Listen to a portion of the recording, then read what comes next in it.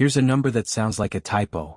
Silicon, gram for gram, is now more valuable than gold. Not as a metaphor.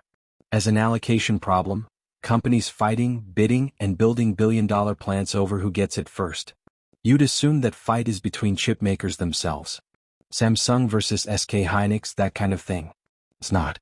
The real fight is between industries you've never had to think about, the ones making the memory chips that go into your laptop, your car, your washing machine, and one industry that showed up a few years ago and started outbidding everyone else in the room. That industry is artificial intelligence. Specifically, the data centers built to train and run it. And the story of what happens when one customer becomes so profitable that manufacturers reorganize an entire industry around serving them first isn't really a story about chips. It's a story about who gets to be first in line when there isn't enough to go around, and who gets quietly, permanently moved to the back. This episode is about how that queue got built, who's stuck in it, and why nobody holding the keys actually wants to fix it.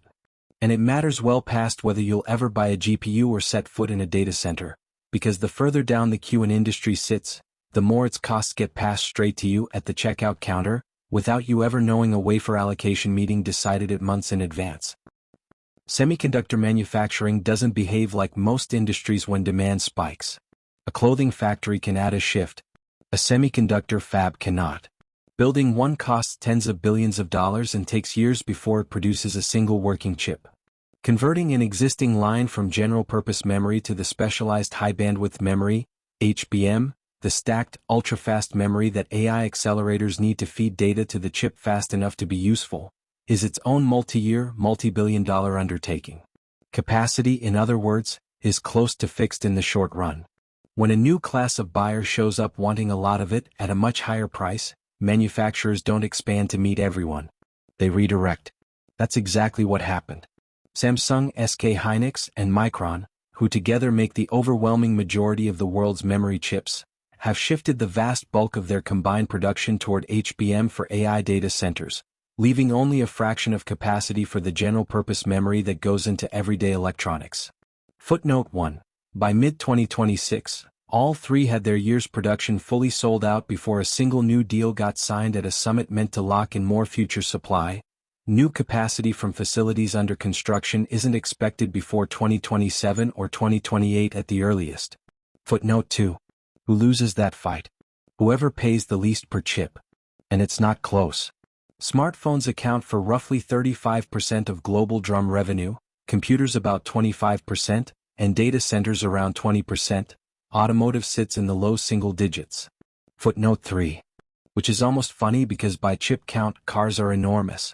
A modern vehicle can carry dozens, even hundreds, of individual chips.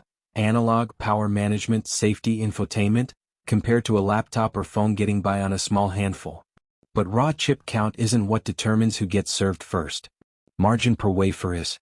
An automaker paying for a modest chip loses that argument every time to a data center willing to pay many times as much for the same wafer space.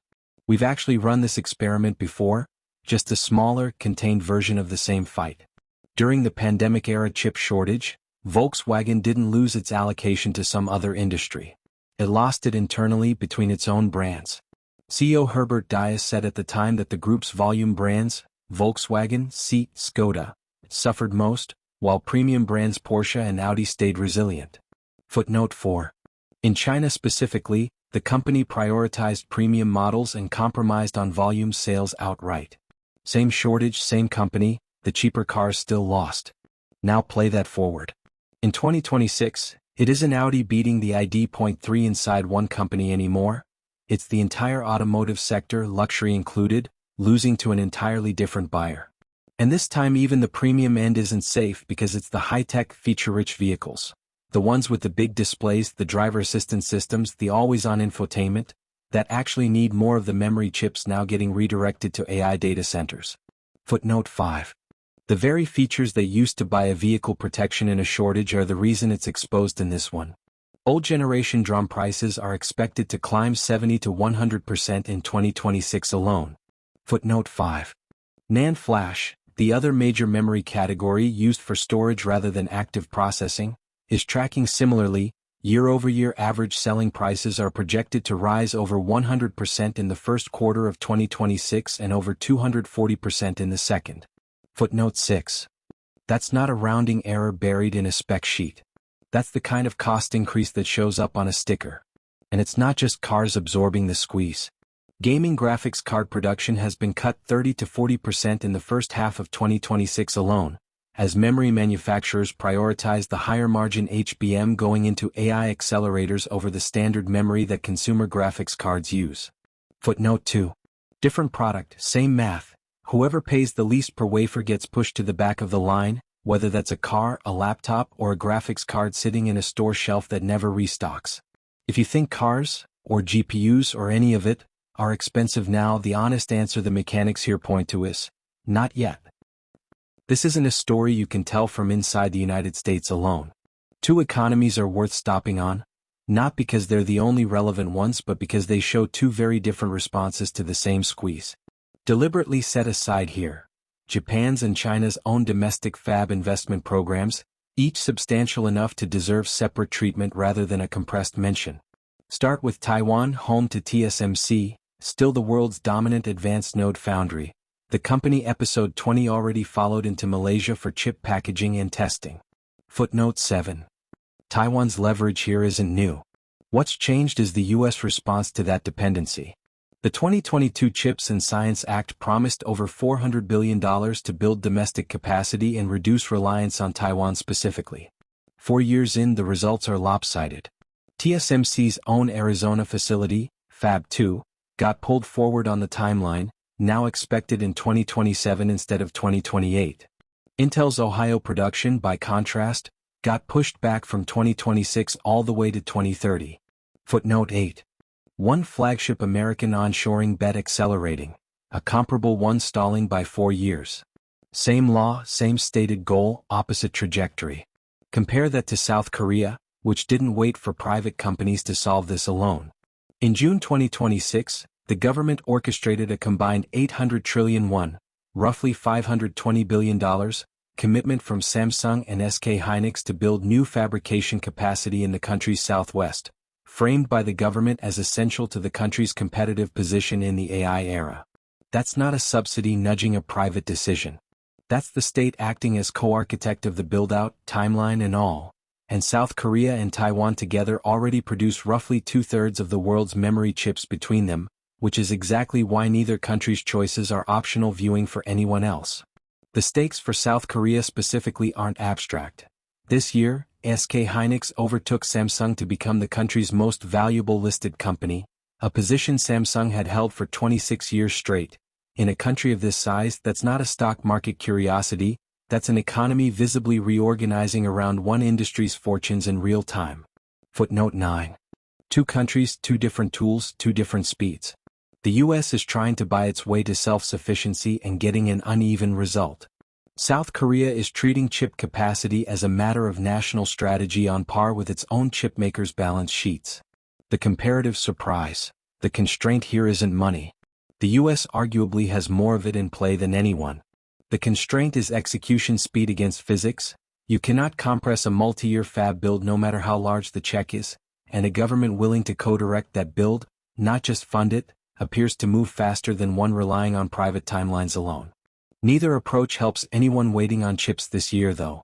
Both are multi-year construction projects racing against a demand curve that isn't slowing down. Whichever country gets there first doesn't just win bragging rights, it wins the ability to set terms for everyone still stuck in the queue behind them. Every door has a locked room behind it. This one's door doesn't lead to a room that's hard to get into. It leads to a room nobody holding the key actually wants to open. Here's the thing about scarcity. Usually someone's racing to fix it. Not here. One industry analyst called this the most structurally risky period for the sector since the post-COVID-19 correction. Footnote 8. But risky doesn't mean anyone's rushing to end it. Scarcity in this market has handed manufacturers something they haven't had in years: real pricing power. The commodity chip era, high volume, thin margins, price wars, is over, and nobody making the decisions has an incentive to bring it back. That's the 14th distinct shape this show's locked room mechanic has taken, and it's worth being honest about how it differs from the others. It isn't a room nobody can find the key to. It isn't a structural element nobody can remove without the building falling down. It's a room somebody built on purpose is actively maintaining, and is getting paid handsomely to keep locked. Every additional quarter of scarcity is another quarter of the highest prices this industry has charged in a generation. Fixing it would mean choosing to make less money. That's not corruption. It's not even collusion. Nobody needs to conspire when the economics all point the same direction independently. It's simpler and colder than that. Manufacturers have no reason to build faster than they already are, the biggest buyers have no reason to stop overpaying for guaranteed supply, and everyone getting squeezed out, automakers, appliance makers, consumer electronics, doesn't have the leverage to change the math. You can't outbid a data center operator when your product sells for a fraction of theirs. The closest thing to a fix in motion is exactly what Section 2 covered. Governments deciding this is important enough to co-fund and co-direct, the way South Korea has. But that fixes the supply side years from now.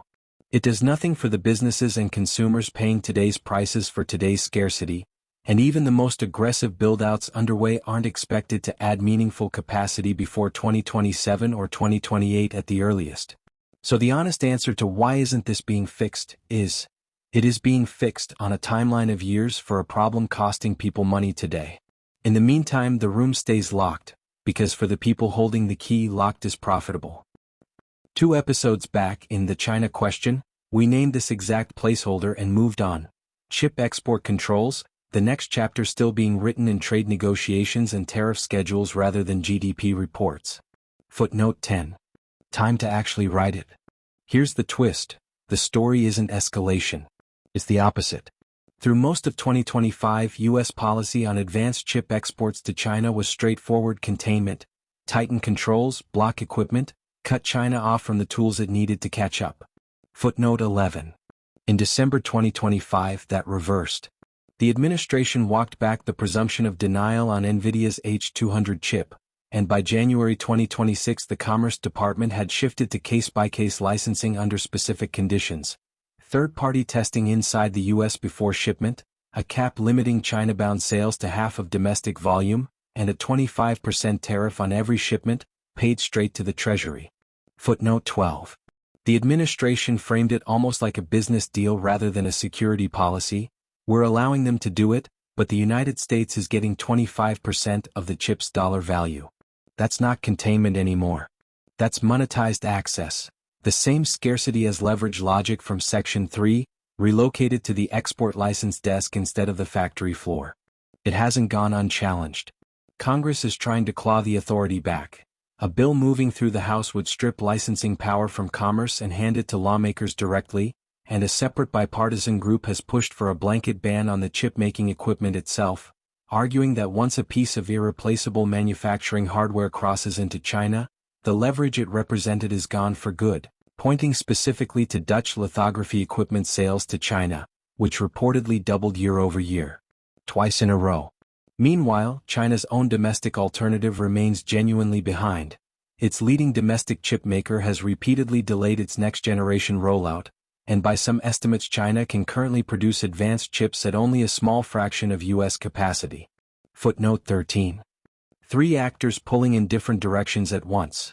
An executive branch loosening controls to protect a trade relationship, a legislature trying to tighten them back for security reasons, and an industry caught in the middle just wanting a stable rule to plan around. None of that instability is coincidental to the scarcity story. It's the same fight over who gets access to a limited resource, just with tariffs and licenses standing in for factory allocation. One analysis put the stakes plainly. This is a structural realignment of a $600 billion global market, and decisions made this year will define competitive positions for a decade. Footnote 14. Scarce chips built the room. Export policy just decided who's allowed to knock. And when access is this contested and this expensive at every layer, raw allocation, geopolitics, tariffs stacked on top, the price of everything downstream doesn't stay put.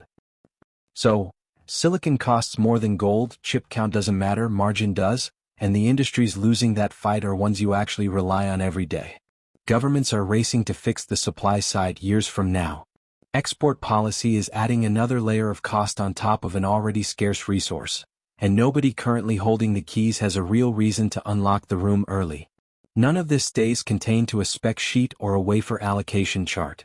It shows up in a price tag. Next time, We follow that price tag everywhere it goes: automotive, medical devices, manufacturing, home electronics, power tools, and the quieter corners of the service economy running on the same scarce silicon. Global inflation doesn't run amok by accident. This is how it starts.